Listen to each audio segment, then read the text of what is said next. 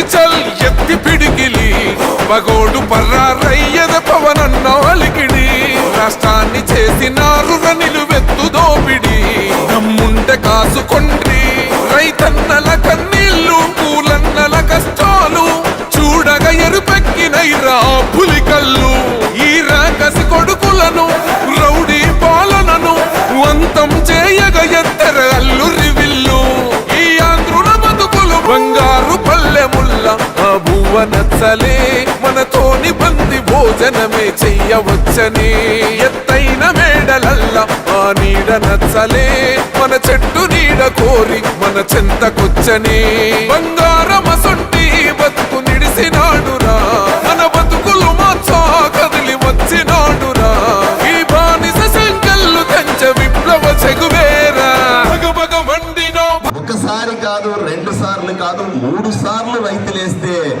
MLA అయినటువంటి సాయి ప్రసాద్ రెడ్డి రైతులను support చేయాలన్నా వ్యాపారస్తులను సపోర్ట్ చేయాలన్నా రైతులకు సపోర్ట్ చేయాల్సిన వాడు మీరు ఓట్లేసినందుకు రుణం తీర్చుకోవాల్సిన వాడు చేసింది ఏమిటి అని అడుగుతా ఉన్నా సాయి ప్రసాద్ రెడ్డిని సూటిగా ప్రశ్నిస్తా ఉన్నా ఆ రోజు నువ్వు ఆ విత్తనాల షాపుల్లో నుంచి విత్తనాల కంపెనీలో నుంచి కమిషన్ తీసుకొని డబ్బులు తీసుకొని రైతులకు అన్యాయం చేయలేదా సాయి ప్రసాద్ రెడ్డి అని సూటిగా ప్రశ్నిస్తా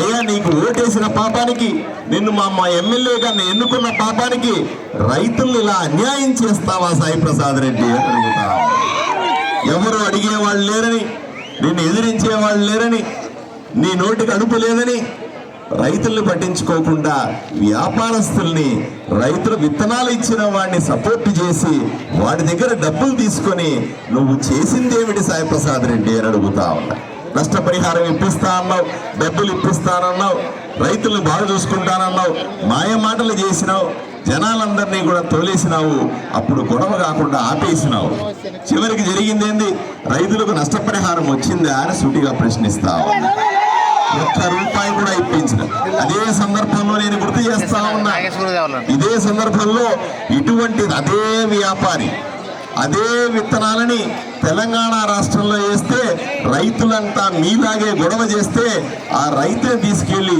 జైల్లో పెట్టారు మీకు తెలుసా అని అడుగుతా ఉన్నా పక్క రాష్ట్రంలో రైతుల గురించి ఎమ్మెల్యేలు ఆలోచన చేస్తా ఉన్నారు పక్క రాష్ట్రంలో రైతుల గురించి ధర్నాలు జరిగితే వాళ్ళని తీసుకెళ్లి జైల్లో పెడతా ఉన్నారు మరి ఇక్కడ ఆదోనిలో ఎమ్మెల్యేగా ఉన్న సాయి ప్రసాద్ రెడ్డి ఓట్లు వేయించుకొని మీ దగ్గర నుంచి ఎమ్మెల్యే అయ్యి మీకు సపోర్ట్ చేయకుండా వ్యాపారస్తులను సపోర్ట్ చేసి మిమ్మల్ని మోసం చేయలేదా అని అడుగుతా ఉన్నారు ఈ ఎమ్మెల్యేని శిక్షించాల్సిన అవసరం ఉందా లేదా అని మిమ్మల్ని అడుగుతా ఈ ఎమ్మెల్యే మీకు అసలు పనికొస్తాడా అని అడుగుతా ఉన్నారు దయచేసి రైతులందరూ కూడా ఆలోచన చేయాలి ఈ ఎమ్మెల్యే రైతులకు పనికిరాడు ఈ ఎమ్మెల్యే సాయి ప్రసాద్ రెడ్డి రైతు ద్రోహి అని చెప్తా ఉన్నా మీరు అవునంటారా కాదంటారా ప్రజలను ఇంతగా మోసం చేసిన వాడు రైతులని మోసం చేసిన వాడు ఓట్లేసిన రైతులకు కాకుండా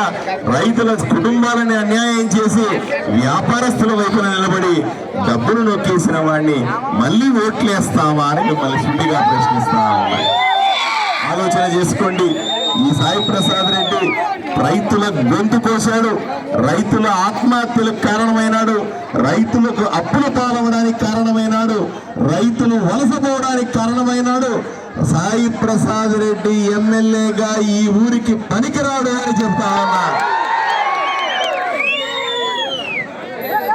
ఆదోని నియోజకవర్గంలోనే ఒక్క ఆదోని నియోజకవర్గంలోనే 250 కోట్లు రైతులు నష్టపోయినారంటే ఒక్కొక్క రైతు ఎంత అప్పుల పాలై ఉంటాడు ఎంత కష్టపడి ఉంటాడు కుటుంబాన్ని ఎంత నష్టపోయి ఉంటాడు ఎంత డబ్బులు పోగొట్టుకుని ఉంటాడు ఈ బాధ నీకు తెలుసా సాయి ప్రసాద్ రెడ్డి అని సూటిగా ప్రశ్నిస్తా ఉన్నా జనాల్ని నెత్తిన చేయబెట్టి నువ్వు ఎమ్మెల్యే అయినందుకు ప్రజలకు రావాల్సినటువంటి న్యాయమైన కోరికలు తీర్చకుండా మీ పేర్లు చెప్పి వ్యాపారస్తుల దగ్గర డబ్బులు కొట్టేసి కోట్లు సంపాదించి మూటలు వెనకేసుకున్నావు కదా పూజలు చేస్తే దేవుడు నిన్ను కరుణిస్తాడా అని సూటిగా ప్రశ్నిస్తాడు మాట్లాడితే దేవుడు అంటావు పెద్ద పెద్ద పూజలు చేశానంటావు జ్యోతిష్యుడి దగ్గరికి పోయి చేయి చూపించుకుంటావు ఎంతమంది జ్యోతిష్యులు చూసినా సరే ఈ ఎన్నికల్లో నిన్ను ఎవ్వరూ కాపాడలేరు. నువ్వు చిత్తుగా ఓడిపోతున్నావు సాయి ప్రసాద్ రెడ్డి. ఏ జ్యోతిష్యుడి కన్నా చూపించుకో, ఏ ఇబ్బంది లేదు. నిన్ను ఓడించే మగాడు పార్థసారథికి వచ్చాడు. మూడు పార్టీల వైపు నుంచి, ఒకవైపున నరేంద్ర మోదీ, ఒకవైపున చంద్రబాబు నాయుడు, వైపున పవన్ కళ్యాణ్ గారి ఆశీస్సులతో, మీ అందరి ఆశీర్వాదంతో 15 రోజులు నేను ఎమ్మెల్యే కాబోతా ఉన్నాను. అయ్యా, ఎన్నో సమస్యలు రైతులకు ఉన్నాయి, ఎన్నో సమస్యలు మహిళలకు ఉన్నాయి, ఎన్నో సమస్యలు ఆడవాళ్లకు ఉన్నాయి, ఎన్నో సమస్యలు ప్రజలకు ఉన్నాయి. ఈ సమస్యలన్నింటినీ తీర్చే దిశగా, వీటిని తీర్చడమే లక్ష్యంగా, మీ ఆలోచనల కోసం, మీకోసం, మిమ్మల్ని బాగు చేయడానికి కోసం, ఊరు బాగు చేయడానికి కోసం, ఆదోనిని కాపాడు కోసం నేను ఎమ్మెల్యే అవ్వబోతా ఉన్నా.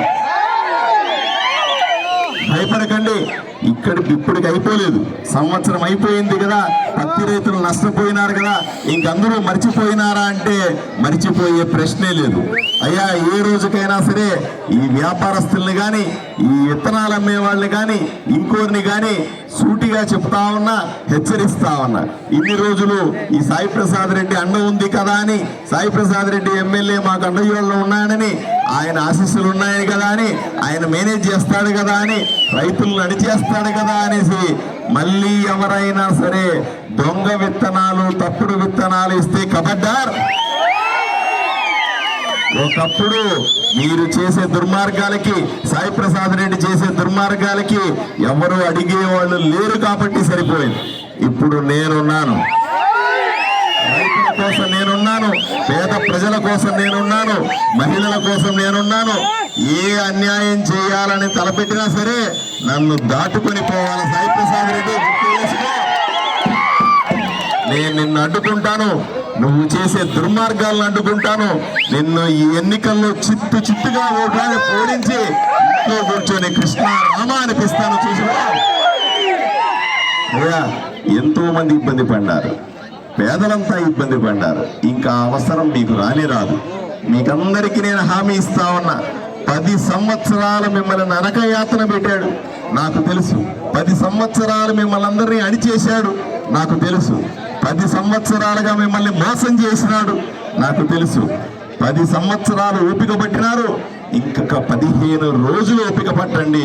15 రోజుల్లో నేను ఎమ్మెల్యే అయిపోతా. అందరినీ కూడా పెట్టి చూసుకుంటానని రైతులకందరికీ కూడా నేను హామీ ఇస్తా ఉన్నా.